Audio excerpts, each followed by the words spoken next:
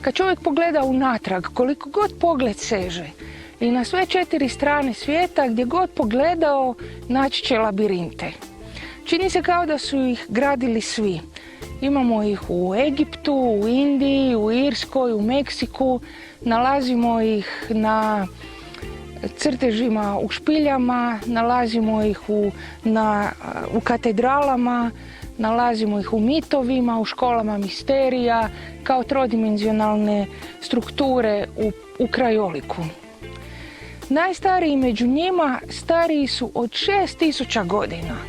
6000 godina.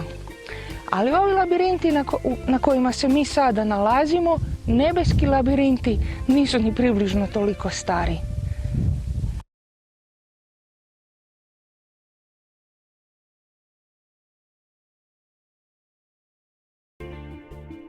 Jedan od najpoznatijih labirinata, onaj na Kreti, izgradio je genijalni graditelj Dedal.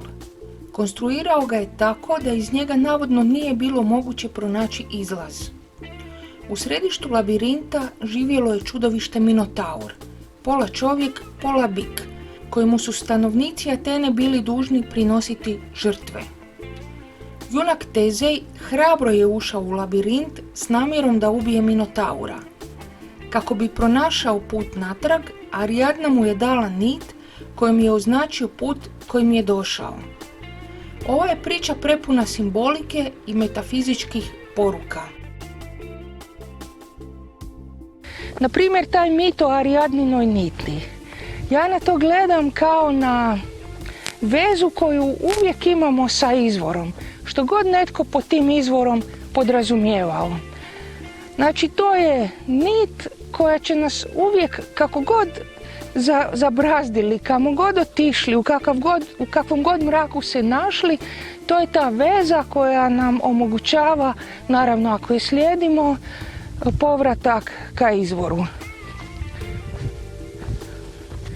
Jako poznati labirint je onaj na tlu katedrale u Chartru, koja je, sama ta katedrala je interesantna i privlači mnoge istraživače koji u njoj traže simboliku, ali sam taj labirint je služio ne samo kao ukras, već i kao nekakav duhovni put onim vjernicima koji nisu mogli otići iz bilo kojeg razloga na put u Jeruzalem, u Svetu zemlju. Onda bi mogli otići u središte tog labirinta u katedrali i to je bio u stvari put k samom sebi. Jer i cilj hodočašća nije fizička promjena mjesta, sad sam tu pa idem tamo, nego cilj hodočašća i bit hodočašća svakoga je put u središte sebe, a onda to simbolički se može izraziti kao put u središte labirinta.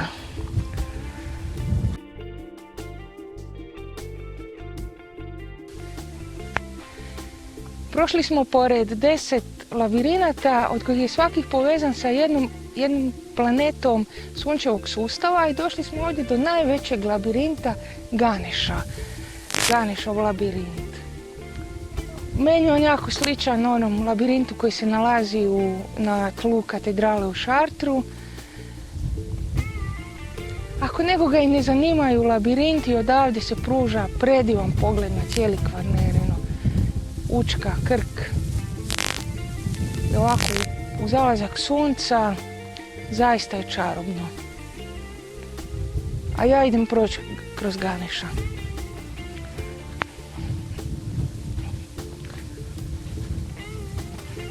Da svakome treba jedan trenutak tu i tamo, trenutak tišine i slušanja samog sebe. I zato ću sad prestati pričat i samo hodat kroz labirint. Ne bih li došla do same sebe.